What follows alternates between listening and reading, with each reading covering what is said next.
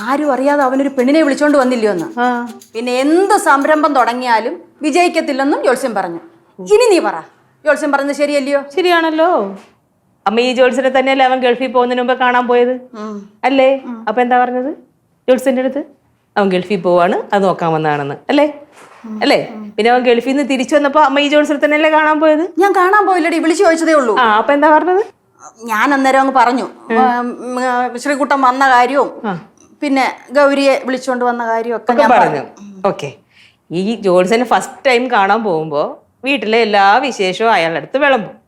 എന്നിട്ട് രണ്ടാമത് കാണാൻ ചെല്ലുമ്പോൾ അങ്ങേര് ഇതെല്ലാം ഓർത്ത് വെച്ചിട്ട് തിരിച്ച് അമ്മയെടുത്ത് പറയും. അപ്പൊ എന്താണ്, അമ്മ പുറത്തിറങ്ങിയിട്ട് പറയും നല്ല സിദ്ധിയുള്ള ജോത്സ്യനാന്ന് പറയും. അങ്ങനെയല്ലേ സംഭവിക്കുന്നത്? അമ്മയ്ക്ക് വേറെ പണിയൊന്നുമില്ല അമ്മ. ഈ സംരംഭത്തിന്റെ കാര്യം പറഞ്ഞല്ലോ, അവൻ എന്തെങ്കിലും സംരംഭം തുടങ്ങിയാ പൊട്ടാനായിട്ട് എന്തെങ്കിലും തുടങ്ങിയാലല്ലേ അത് വിജയിക്കോ അല്ലെങ്കിൽ അത് പൊട്ടിപ്പോവോ എന്നൊക്കെ അറിയാൻ പറ്റുള്ളൂ. ആദ്യം തുടങ്ങട്ടെ അമ്മ. എനിക്ക് നല്ല വിശ്വാസമുണ്ട് അവൻ എന്ത് തുടങ്ങിയാലും വിജയിപ്പിക്കും. അത് വിജയിക്കും, ഉറപ്പ്. എന്താണ് ഡിസ്കഷൻ? അമ്മ നിന്നെ കുറിച്ച് പറയായിരുന്നു. എനിക്ക് തോന്നി എന്താണ് കാര്യം, എന്താണ്? നിന്റെ സമയം ശരിയല്ലെന്ന് അമ്മ ജോത്സ്യന്റെ അടുത്ത് പോയിട്ടുണ്ടായിരുന്നു. അമ്മയ്ക്ക് എന്തോന്നമ്മ, ആ പഴയ ജോത്സ്യം തന്നെ ആയിരിക്കും. വേറെ എത്രയോ നല്ല ജോത്സ്യന്മാരുണ്ട്, അവരുടെ അടുത്തൊന്നും പോകില്ല. നല്ല കാര്യങ്ങളൊക്കെ പറഞ്ഞു തരും അമ്മ അവര്, നല്ല ജോത്സ്യന്മാരെ.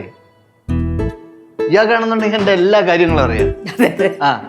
നമ്മള് ഒരു ദിവസം എന്താ കഴിക്കണേന്ന് പോലും അറിയാം. പഠിക്കാൻ മോശമായ സമയദോഷം, ജോലി കിട്ടാൻ വൈകിയ സമയദോഷം, പെണ്ണ് കിട്ടാൻ വൈകിയ സമയദോഷം, പെണ്ണ് കെട്ടിയ സമയദോഷം, ജോലി കെട്ടി തിരിച്ചു വന്ന സമയദോഷം. എന്റെ സമയം എന്തെങ്കിലും നന്നായിട്ടുണ്ടാ അമ്മ? അമ്മ പറയണം അമ്മ. എനിക്ക് നല്ല സമയം ഉണ്ടായിട്ടേ ഇല്ല. അയ്യോ എനിക്കോ? എന്റെ അങ്ങനെ തന്നെയല്ലേ അമ്മ. എപ്പോ നോക്കിയാലും എന്റെ സമയം മോശമായിരിക്കും. പക്ഷെ എന്നാ എനിക്ക് നല്ല ജോലിയുണ്ട്, നല്ല ശമ്പളമുണ്ട്, നല്ല സ്നേഹമുള്ള ഭർത്താവുണ്ട്, നല്ല മക്കളുണ്ട്, നല്ല അന്തസ്സായിട്ട് ജീവിച്ചും പോകുന്നുണ്ട്. എന്നാലും എനിക്ക് സമയദോഷമാണ് അല്ലേ അമ്മ? നിങ്ങൾ കളിയാക്കിക്കോ, പക്ഷെ ജോത്സ്യം പറഞ്ഞു അവന് സമയദോഷമുണ്ട്, സൂക്ഷിക്കണം, അല്ലെങ്കിൽ ആപത്ത് വരാൻ സാധ്യതയുണ്ടെന്ന്. അവന് ഒരു സമയദോഷവും ഇല്ല അമ്മ. ഇനി പറഞ്ഞ സമയം മോശമാകാണ്ടിരുന്നാ മതി.